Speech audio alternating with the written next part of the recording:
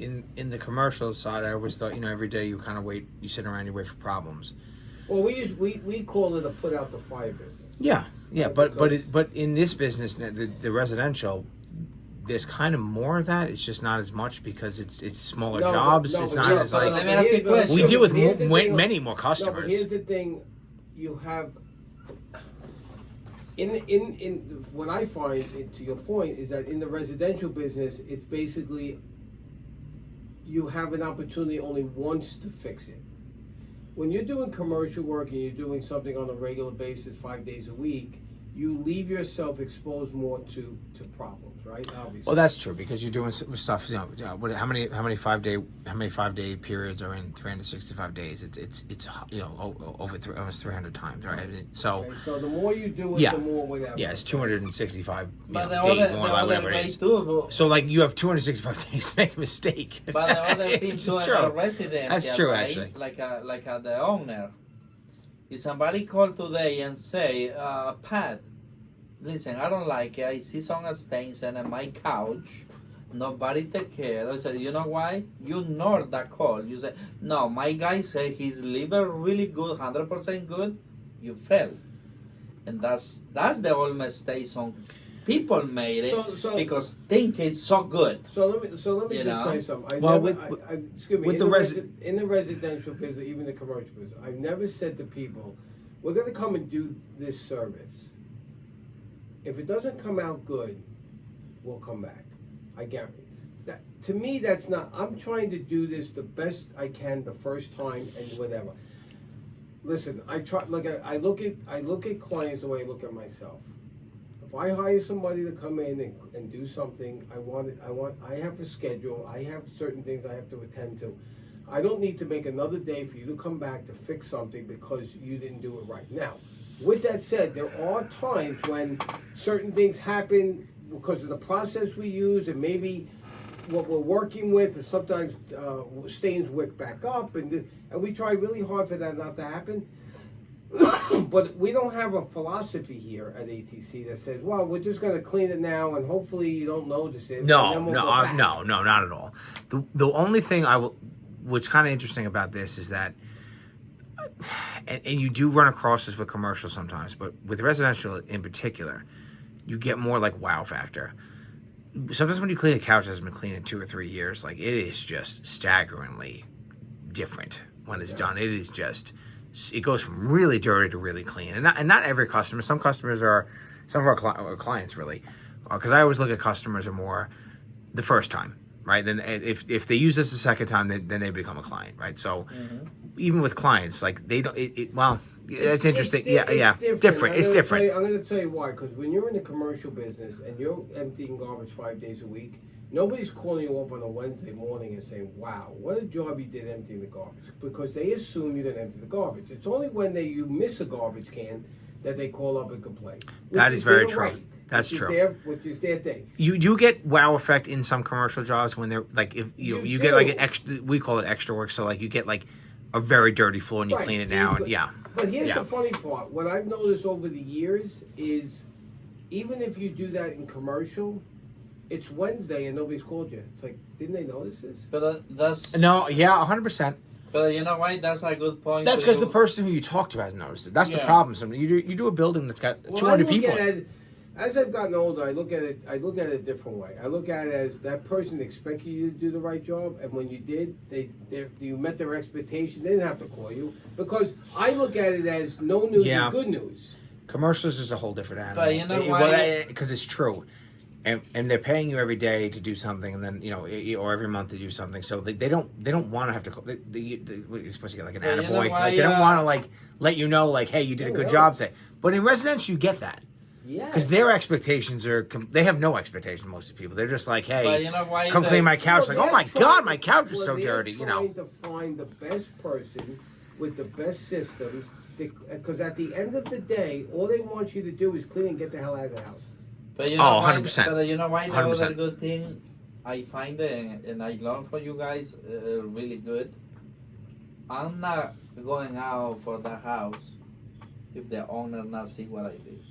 And I ask him, you happy? He said, Manny, I'm fantastic. You do so good. Can you please give me a favor? Can you give me some review if somebody called for the office? I'm not saying I'm done. Can you pay me? I gotta go.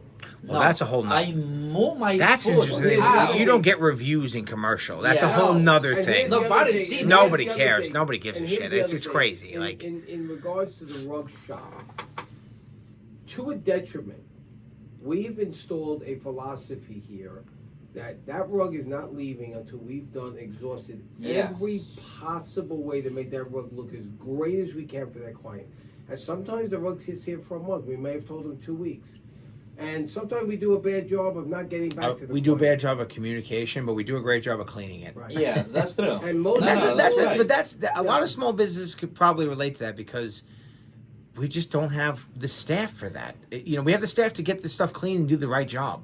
We don't have the staff to like always let you know what's going on, and that's not a great customer experience. I'll But admit if you're that. going But back what you say right before, like a 95% business fell in 3 years before. it's even more. Right. It's Because 99. we're Yeah. speaking about I'm the owner. I started tomorrow. I'm in the business. I do this. But I tell him, Mr. Young, I did it. It's so good, Mr. Young. I don't know what you talked about. I did a really good job. That's not going to call me anymore. Yeah. But here's Because I fight with But him. here's the Yeah, thing. One and that's thing the last thing we want. Yes. Yes. But here's the thing. One thing we've always realized in my career, or in the companies I've owned, we've always realized our shortcomings and then tried to fix the shortcomings. Correct.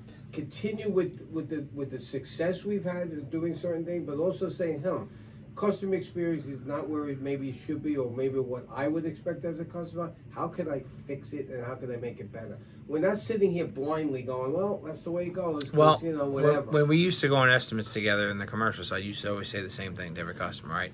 Go ahead. The not a perfect service thing. No, So we're not perfect. If you're looking for a perfect service, then you're gonna have to hire somebody else, because we're not robot. We're not perfect, and people are gonna make mistakes. But it's how do we fix the mistake and going forward? And here's my other point. I tried to make this before. Where I've had clients tell me, you left the door open, and can you guarantee that it'll never happen again? Absolutely not. I can't. And I'd be lying, and I tell them, I'd be lying to you if I told you that this would never happen. For one reason. Number one, I'm not there, and number two, I could still make the mistake. So if you call me about a file cabinet at that time not being dusted, we'll fix the problem, and then we'll try very, very, very hard for that problem never to happen again in that building. But something else may happen. We learn from our mistakes. Some people learn. We learn from our mistakes, and we're not perfect, and nobody is. But again, if you respond and We you always take fix care it, of that. I've had clients for 30 plus years. There's no mistaking that we didn't make mistakes along the way. do you think though that with commercial customers or commercial clients in general that philosophy works a little bit better because we're there every day? With residential, we have to be a little bit more. Well, we can't make that. You can't make well, huge mistakes. Well, it's the same. It's yeah. different. You can't basically make that mistake on Well, the first. let Like me- you got a customer who called you for the first time. It's like, well, we gotta really can't do that. My Like, uncle always told me my uncle who taught me the cleaning industry. You only have one time to make a first impression. You're always making a first impression in the residential. Until you've done something 10 times to somebody, but yeah. You make a first impression with commercial, but then it becomes mundane. Yeah. Okay. You don't have a mundane relationship with residential customers. No. Also, Even like they use you every also- 2 years. Like it's a brand new experience every Also time. in commercial, and again, even though we do the same things in residential, and we clean rugs all the time, but it's different. When you're a cleaner at nighttime and you're cleaning a building and you're going through the same old routine, it's easy to get lost if nobody's watching you, because it's like, I'm in the same building, I'm doing the same garbage, I'm doing this, that, the other. And not the same garbage, I mean emptying the garbage. But here, when you get a different rug in, or it acts a different way, or it's a different color, or you're meeting it's just a different dynamic, and it's exciting. you know, we look for compliments like we were talking about when we do like deep cleans or we do a floor job or we do a carpet cleaning job in commercial. There's a shock and awe. We're trying to give a client every time we go to their home a shock and awe. Because we kind of have, be in their home. yeah, we kind of have to, right? That's a huge like fundamental difference between. So you know why, PA? The other huge thing is work when you start in a business. Do you respond to your client? Because it's today somebody telling you, call you. I see some kind of stains on my carpet on my couch. You ignore the call, you out. That's the most important when you guys responding. That's words means I'll be there wherever day. We put in a schedule. Manny, Pat, you gotta go over there, take care of what's going on over there. That's the crossover between the two, because whenever a customer complains or has a concern and they're a client, like you have to just you have to figure it out. You got to do the work. Yeah, 100%. 100%. Yes. With residential, it's a little bit more maybe now. Commercial, you can get away with. I can come there next week. That's correct. Yeah. It's a little. They're two different businesses in that way. Because what's funny with the residential, they don't know how big your company is. So like they don't know that maybe I got to go to 25 customers this week or 50 customers this week. Commercial is just kind of like, all right, well, whenever you get to it, it's a different world with the two. Unfortunately, today I had an incident where I didn't get a response back. A commercial client asked about a certain situation, and I still haven't gotten an answer. So I was supposed to get back to them. And that's both. That's both businesses, right? Though, like and that bothers me because today is Friday, and now I'm going into the weekend. I can't contact them. See, on the residential, we can call them tomorrow. Right. That is true, and they're more likely to pick up the phone tomorrow. That's true. And that is true. I think you and you could honestly say that when problems come in here, if we don't respond, like I've often said. You could call the people who are working for us in the building to fix something, but we need to, as a company, fix it internally and then go on and explain it, because ultimately, the more this goes on, the worse you and then listen. I like to say that especially in the commercial, even in the residential, we're a dime a dozen, and they don't need us. I think on the residential side, you can make a little bit more of a case why a customer would choose you. I mean, on commercial, sometimes a lot of them are going off of price, or they're not going off of like anything outside of. Well, some residential too. Residential goes. Not the residential that most people want. Like there's a whole sect of customers that will stick with you and that want you and will pay a little bit more because they know who you are and they respect that you do the right job. Different. Commercial is a little harder with that, because oftentimes people are making decisions on a commercial level where they're not even in the building, and they're looking at numbers on a sheet. That's what they're doing. I'm going to say probably 85% of commercial clients make decisions based on money. And residential, they don't do that. Residential will make decisions based off of either the fact that they like you, feel, exactly. But you know why other thing I like it's not because I don't hate anything, but I like it in a residential. You have you focus immediately. You do good or bad.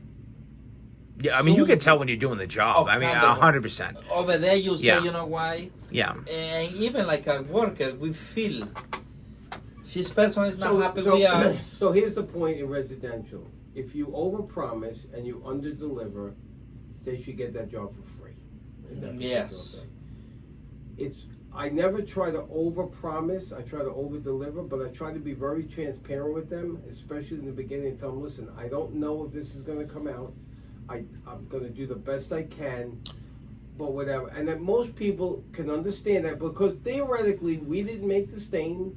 We didn't do whatever we did to the thing. The client did it. Well, unique to our cleaning business, right, is that we've got nobody is usually peeing in the hallways of a commercial account. Now, if I'm an HVAC guy, more or less, it may be different units, different size of things. But if I have to make the place either hot or cold, so it's not as much of the difference between residential and commercial. But we get very different things commercial cleaning than we do residential. I mean, pets. There's not really a lot of dogs running around hallways of large cubicles and peeing all over the place. So these are different expectations, but you know, we do have tools to help with that, chemistry and equipment. You know. What I find the difference between commercial and residential, and why I find it easy now to kind of like be in the residential also, was that we came with a good work ethic as far as we're trying to give the customer experience from the commercial to the residential, but it's more.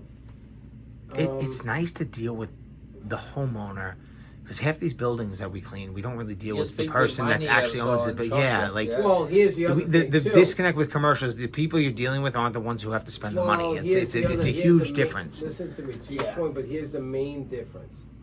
In commercial, I got 500 opinions.